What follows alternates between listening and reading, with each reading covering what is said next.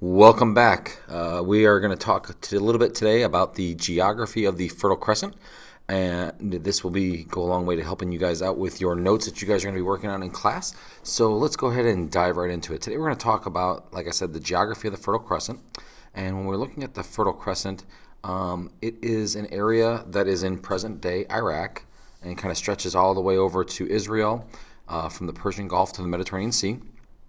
And it gets its name because it's this arc of very rich farmland that stretches from the Persian Gulf to the Mediterranean Sea. And as a result of that, a lot of people began to start to settle here in early civilizations. In fact, it goes back to so far that they even believe that the Garden of Eden would have been found in this area of the world. So that is the beginnings of what we're going to talk about today, is that the Fertile Crescent gets its name from that large arc area of rich farmland that stretches from the Persian Gulf to the Mediterranean Sea. Okay, the other area that you're going to hear me talk about a lot in this class, in this discussion, is Mesopotamia. Mesopotamia is actually the physical landmass that is between the Tigris and Euphrates rivers, the two major rivers that you guys absolutely need to know for this section. So if you guys have not written that down or figured that out yet, the Tigris and Euphrates rivers are the rivers that are the ones that bring life to this particular area. And Mesopotamia basically is the land that is in between these two rivers. In fact, the word means land between the rivers in Greek. So when you hear me talk about Mesopotamia, I'm talking about the areas actually in between the rivers, and that's where a lot of this ancient civilization begins to start to pop up at. All right, the next part of this is it should be a little bit of a review for us because of the fact that we're going to be actually talking about who were the first groups of people that settled here and why. And basically, as we talked about this before, the first group of people were actually first hunter-gatherers, and it happened about 12,000 years ago. These people, as we talked about, were nomads and moved from place to place in order to find their next food. And they found this place because of the fresh water that was there and the fertile farmland, and began to start to settle here as a result, and started to pop up villages all up and down this valley, and basically creating these first towns and villages as a result. As we start to see these hunter-gatherers start to settle down, they start to form the first farms. And like we said, like you see in the slide up here, it started about 7,000 BC. And basically they grew things like wheat, barley, and other types of grains that they could manipulate and control through the process of domestication that we talked about in the steps of civilization. They also used domesticated livestock, birds, and they also fished for other sources of food.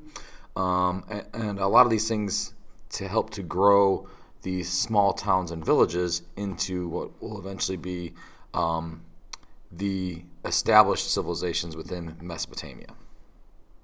While settling this area, the settlers faced two very large problems. And if you know anything about the geography of this particular area of the world, it shouldn't come to you as any shock. The first of which is the fact that a lot of this area receives little to no rain at times. It's a very dry, arid climate. We kind of talked about this a little bit before. And basically it resulted in a lot of, if you did not have enough water for those particular areas, it would result in crops drying up and dying. So it wouldn't be a very good place for them to settle. The other one is almost a blessing and a curse, and that is the fact that sometimes they received entirely too much rain, and when they did so, it could result in flooding, and it could result in the loss of crops, death of livestock, and wash away homes. But it also brought about something good with it too, because it deposited this very rich mineral into the ground called silt, and that silt basically made the soil around the Tigris and Euphrates rivers very, very fertile for farming. And as a direct result, that's what's going to draw people there. So they will come up with ways to solve their problems, which we're going to talk about here in a few minutes. But these were two major problems that they faced, and they had to find ways around it. So what they did in order to combat this problem was they developed irrigation systems, things like dams and levees, and those types of things, irrigation ditches in order to divert the water to the places that they need them. And this was a huge innovation in history because of the fact that now that they were able to take this excess water, save it in places, and then use it at later dates, as well as if flooding was coming through, they could minimize the flooding through these dams and levees in order to prevent loss of lives and crops and that kind of stuff. So they kind of built those things up around their homes and their crops and so on and so forth. And in the long run, this is going to be a huge advancement in the history of the world, because once they're able to do that, they basically start to see the fruits of their labor, in the sense that they start to develop things like surpluses of food, because now they'll be able to grow more, because they can have a constant, continuous source of food in this rich, fertile land that is now getting a constant source of water from this irrigation systems. And as a result of that, we start to see them developing more into those villages and towns that we talked about before.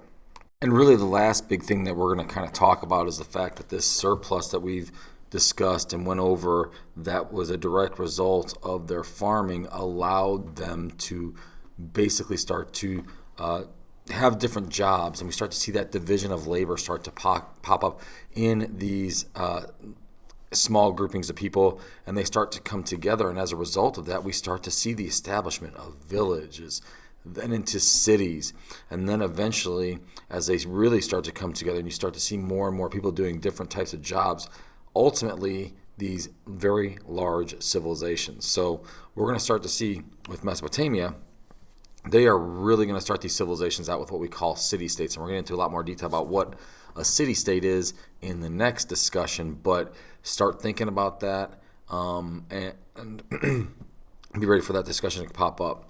On the next slide, like on the other videos I've done, I'm going to pop up some vocab and important words for you guys to know. I would definitely highly write these down somewhere, because these are going to be huge words for things that we're going to be discussing in the near future.